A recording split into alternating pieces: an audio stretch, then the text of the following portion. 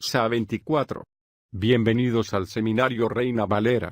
Yo soy Gilberto Abels, rector del Seminario Abierto, y esta es la lección número 24 de la materia Sinopsis del Antiguo Testamento, cuyo tema es Jeremías.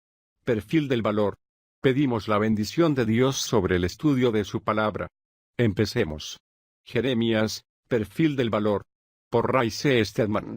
¿Qué sucedería si algún predicador actual se colocase detrás del púlpito y proclamase que Dios estaba de parte de los comunistas? Si dijese que Dios estaba contra los Estados Unidos y que estaba levantando a los comunistas para que fuesen su pueblo y sus siervos, que no le importaba nada la Declaración de la Independencia o la Constitución norteamericana ni la extensa herencia de alabanza religiosa que existe en nuestra nación, que dijese, de hecho, que todas aquellas cosas que nosotros enfatizamos son una ofensa para Dios.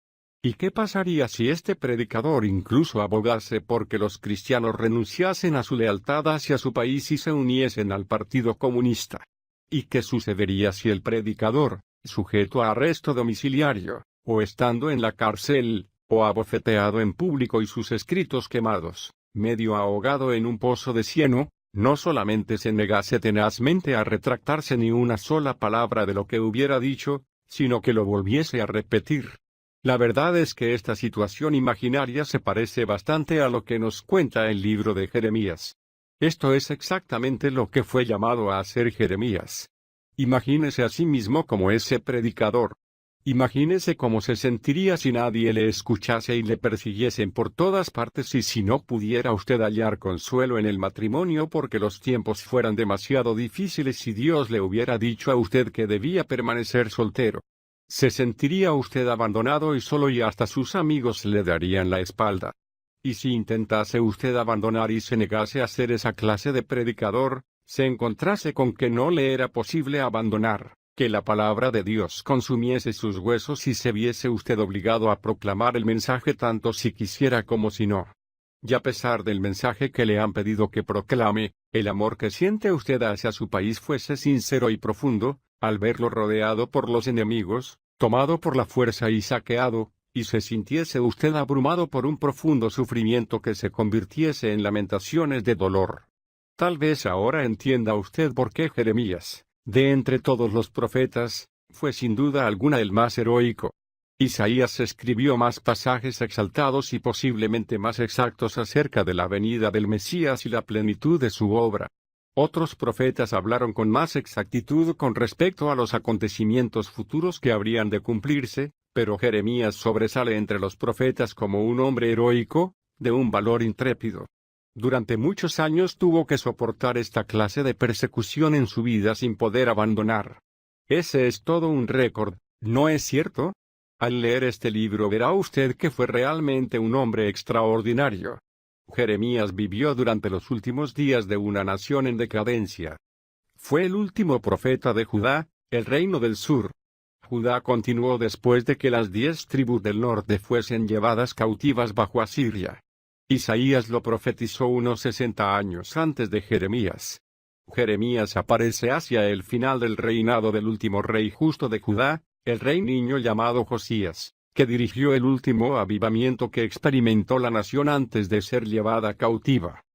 Este avivamiento bajo el reinado de Josías fue un asunto bastante superficial. De hecho, el profeta Hilquías le había dicho que a pesar de que el pueblo les seguiría en su esfuerzo por reformar la nación y regresar a Dios, lo harían solamente porque le querían a él, pero no porque amasen a Dios.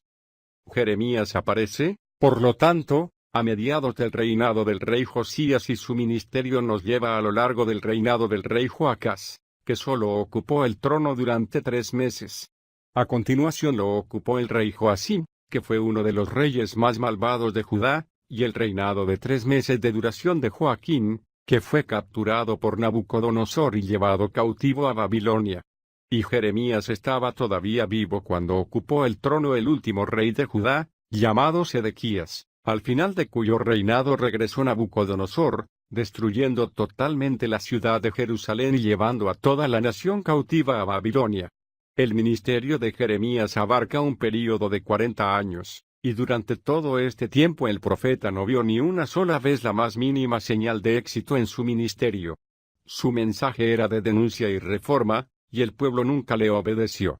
Los otros profetas vieron, en cierta medida, el impacto producido en la nación por su mensaje, pero no le sucedió así a Jeremías. Fue llamado a un ministerio de fracaso, a pesar de lo cual pudo seguir adelante durante 40 años y ser fiel a Dios, llevando a cabo sus propósitos, el dar testimonio frente a una nación en decadencia. En toda la trama de la profecía completa se entrelazan dos factores muy importantes. Uno de ellos está relacionado con el destino de la nación y la otra tiene que ver con los sentimientos del profeta y ambas son instructivas. Para empezar, las profecías de Jeremías, que tienen que ver con la suerte que habrá de correr la nación, reflejan el conocido tema de todos los profetas. Jeremías le recuerda al pueblo que el principio del error en sus vidas ha sido que no se han tomado a Dios en serio, sino que han tomado sus palabras a la ligera. No prestaron demasiada atención a lo que Él les dijo, haciendo lo que les parecía bien en su opinión en lugar de examinar su comportamiento a la luz de la revelación y la palabra de Dios. Como leemos en los libros históricos, habían caído tan bajo durante los primeros días del reinado de Josías que hasta habían perdido el ejemplar que tenían de la ley. Por lo que sabemos, no había ya en la tierra de Judá nadie que tuviese acceso a la palabra de Dios, y el ejemplar que se encontraba en el templo, y que debería de haber estado en el lugar central de la adoración, se encontraba perdido en algún lugar de una habitación en la parte de atrás y solo lo encontraron accidentalmente y el haberlo descubierto sirvió para estimular el avivamiento dirigido por Josías. Eso nos da una idea de lo lejos que habían llegado, hasta perder el contacto con la palabra de Dios. Habían adoptado el peligroso principio de hacer lo que estaba bien en sus propios ojos. O al menos lo que creía que estaba bien. Son muchas las personas que hacen esto cuando saben que algo está mal a los ojos de Dios. Eso de por sí ya es malo, pero resulta igualmente peligroso juzgar por nosotros mismos lo que está bien porque no tenemos la habilidad necesaria para juzgar como es debido y eso era lo que estaba sucediendo en Israel. Como resultado de ello, adoptaron los valores de las personas mundanas que les rodeaban y acabaron adorando a los dioses de otras naciones. Esto provocó, como sucede siempre, una serie de altercados y luchas, con un nivel moral muy bajo y pervirtiendo la justicia. Establecieron alianzas militares con naciones impías que estaban alrededor de Israel y el país fue cayendo gradualmente cada vez más y más bajo en la escala moral. Fue precisamente a esta nación a la que fue Jeremías y el mensaje que le fue ordenado que proclamase fue uno de juicio, que la rebeldía nacional les conduciría a la ruina nacional. A lo largo de todo este libro encontramos estas profecías, que describen con exactitud la manera en que Dios estaba levantando a un pueblo terrible e impío, fiero y cruel, que barrería la tierra y destruiría todo cuanto hallase a su paso, mostrándose totalmente implacables, destruyendo las murallas y el templo, además de llevarse aquellas cosas que la nación valoraba. Israel sería llevada cautiva. Dios juzgó de este modo a Israel. Pero Jeremías también deja perfectamente claro a lo largo de todos estos pasajes que el juicio mediante el cual Dios juzga lo pronuncia con un corazón apesadumbrado y afligido y el profeta mira más allá de los 70 años de cautividad que anunció. Más adelante, leyendo este mismo libro de Jeremías, el profeta Daniel se dio cuenta de que Dios había anunciado que la cautividad duraría exactamente 70 años. Así fue como Daniel supo que estaba llegando el fin del tiempo y podía esperar ver el restablecimiento de la nación y cómo ésta regresaban de nuevo a la tierra. Jeremías ve más allá de la cautividad para contemplar la restauración del pueblo y, de esa manera tan particular que tienen de hacerlo los profetas, de repente su visión pasa de los acontecimientos inmediatos a los lejanos y luego a la reunificación de la nación a su tierra. Jeremías tiene una visión de los días en que comenzará el reinado del milenio cuando Israel, restaurada y bendecida, será llamado por Dios y se convertirá en el centro del mundo. A mirada del libro, en los capítulos del 30 al 33, encontramos una asombrosa y preciosa profecía, que fue escrita cuando Jeremías estaba en la mazmorra. Se encontraba en un profundo pozo de cieno, con el barro de varios centímetros de espesor y solo entraba desde arriba un tenue rayo de luz. En medio de esa desalentadora y deplorable circunstancia, el profeta fue guiado por el Espíritu de Dios a escribir esta fulgurante visión de los días en que Israel sería llamada de nuevo, en los que Dios promete ser su Dios y caminar entre ellos, olvidándose de su pecado. A mitad del capítulo 31 nos encontramos con la gran promesa del nuevo pacto que será establecido con Israel. Estas palabras las recoge el escritor de la Epístola a los Hebreos, Hebreos 8, 8-12. Además, el Señor mismo se refirió a esta misma profecía cuando se reunió con sus discípulos la noche antes de ser crucificado e instituyó la Santa Cena. Al coger la copa después del pan la elevó y les dijo, porque esta es mi sangre del nuevo pacto. Mateo 26, 28. Se estaba refiriendo a los días de la profecía de Jeremías relacionada con el pacto que Dios establecería con su pueblo en aquel día lejano que aún había de venir. Ahora bien, en el sentido definitivo, el cumplimiento de ese pacto se encuentra aún en un futuro distante. Dios lo está cumpliendo hoy entre los gentiles en la Iglesia, que se compone tanto de judíos como de gentiles, pero el cumplimiento definitivo de la misma en cuanto a la nación de Israel permanece en el futuro, como anunció Jeremías. He aquí vienen días, dice Jehová, en que haré un nuevo pacto con la casa de Israel y con la casa de Judá. No será como el pacto que hice con sus padres el día que los tomé de la mano para sacarlos de la tierra de Egipto, mi pacto que ellos invalidaron, a pesar de ser yo su Señor, dice Jehová. Porque este será el pacto que haré con la casa de Israel después de aquellos días, dice Jehová, pondré mi ley en su interior y la inscribiré en su corazón. Yo seré su Dios y ellos serán mi pueblo. Ya nadie enseñará a su prójimo, ni nadie a su hermano, diciendo, conoce a Jehová, pues todos ellos me conocerán desde el más pequeño de ellos hasta el más grande, dice Jehová. Porque yo perdonaré su iniquidad y no me acordaré más de su pecado. 31, 31-34. ¿Qué imagen tan maravillosa es esa? Es el cumplimiento de la visión que le fue concedido tener a Jeremías, en el capítulo 18, cuando Dios le dijo que descendiese a la casa del alfarero. Ese es un extraño lugar para que vaya un profeta, pero fue allí donde le envió Dios. Al contemplar Jeremías al alfarero trabajando, le vio haciendo recipientes en su rueda y al dar vueltas la rueda el alfarero le iba dando forma a la vasija. Y mientras Jeremías lo estaba viendo, la vasija que estaba en la mano del alfarero se estropeó y se rompió. Entonces el alfarero cogió la vasija y una vez más unió el material formando un montón con la masa y dándole forma por segunda vez, haciendo la vasija como a él le gustaba. A lo largo de todo este libro encontrará usted ayudas visuales o lecciones objetivas. A los profetas se les da bien dar esta clase de lecciones y eso es justo lo que hace Jeremías. Esta es la gran lección objetiva de Dios sobre lo que hace con una vida destrozada. La toma y le vuelve a dar nuevamente forma, no según los fracasos y los disparatados sueños de la persona, sino de acuerdo con los deseos del alfarero, porque el alfarero tiene poder sobre el barro para darle la forma que él quiera. Jeremías habla acerca de una profecía de ruina, de devastación, de destrucción y de juicio, pero más allá de eso está la esperanza y la gloria de los días en los que Dios sabrá de dar nueva forma a la vasija, y esto es algo que se aplica no solo a una nación, sino a la persona de modo individual. Ahora bien, el segundo tema de Jeremías está relacionado con los sentimientos del profeta. Las honestas reacciones de Jeremías frente a las situaciones con las que se enfrenta encierran una gran lección para nosotros. Se dará usted cuenta de que tiene que luchar constantemente contra el desánimo. ¿Quién no tendría que hacerlo con semejante ministerio? No ve ni la más mínima señal de éxito y el sombrío espectro de la decepción y la depresión sigue sus pasos de cerca durante estos 40 años. Una de las cosas más asombrosas acerca de este profeta es que cuando se encuentra en público, se muestra tan intrépido como un león. Les habla a los reyes, a los asesinos y a los capitanes que le amenazan enfurecidos, pero no muestra el más mínimo temor. Les mira fijamente a los ojos y transmite el mensaje de Dios acerca de la destrucción de ellos.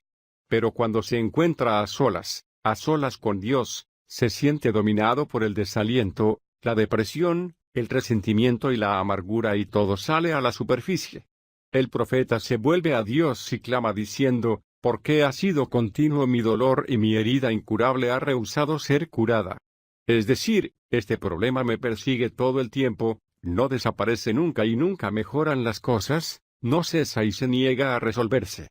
Y luego le dice a Dios, serás para mí como torrente engañoso, como aguas de las que no se puede confiar.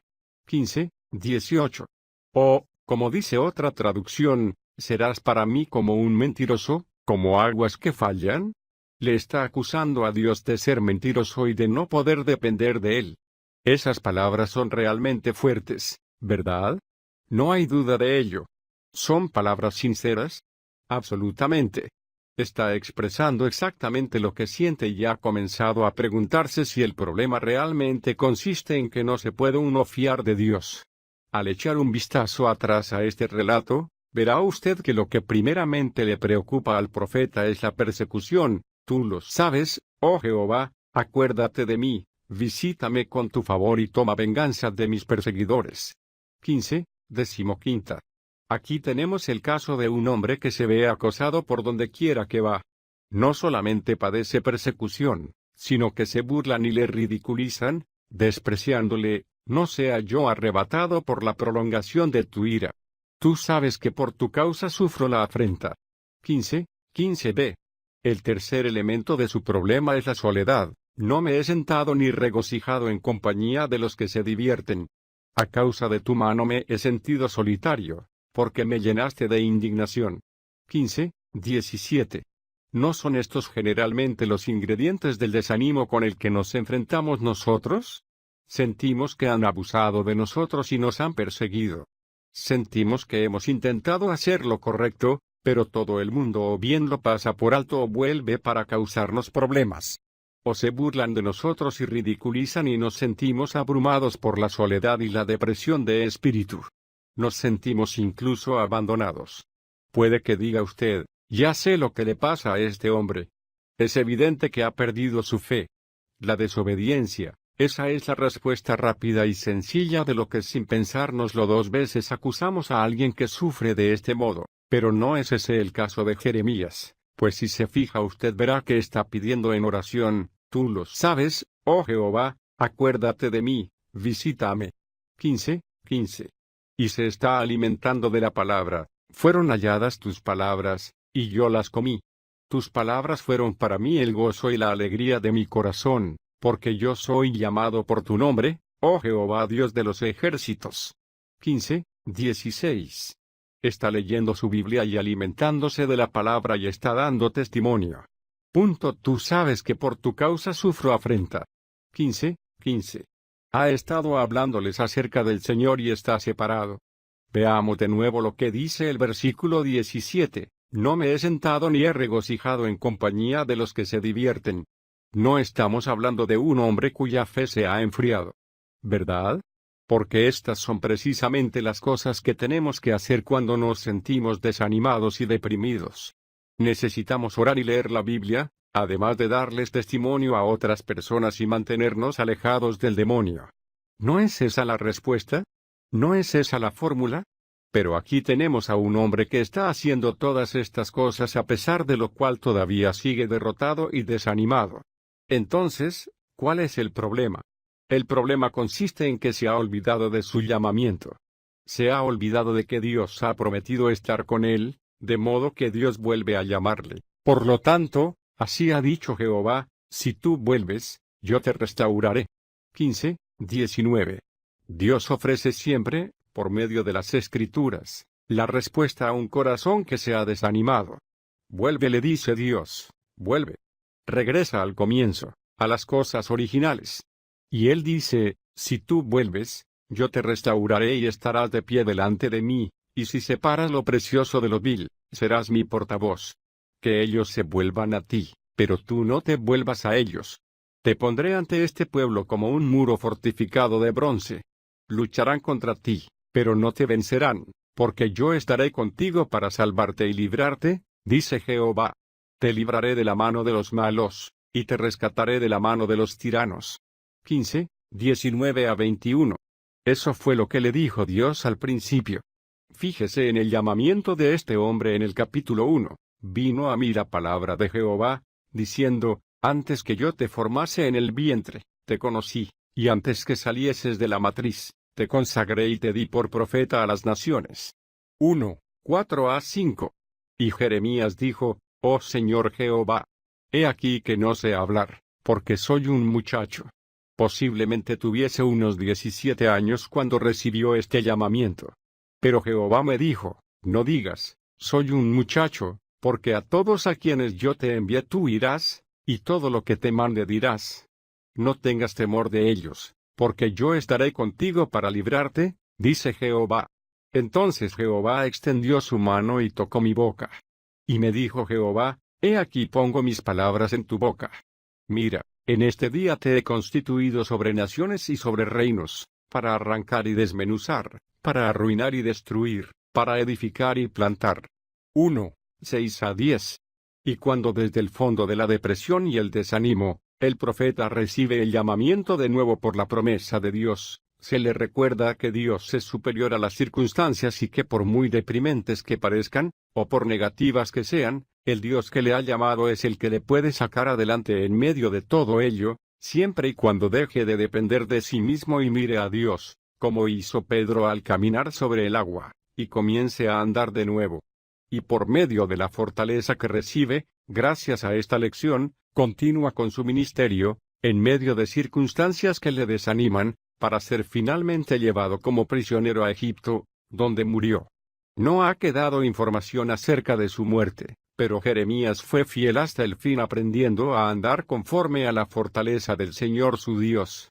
Y nos presenta esta maravillosa profecía de la gracia de Dios para restablecer las vidas y para tomar los espíritus destrozados, derribados, heridos y derrotados y convertirlos una vez más en vasijas que le complacen a Él.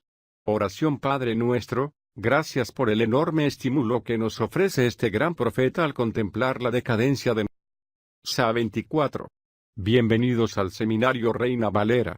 Yo soy Gilberto Abels, rector del Seminario Abierto y esta es la lección número 24 de la materia Sinopsis del Antiguo Testamento, cuyo tema es Jeremías.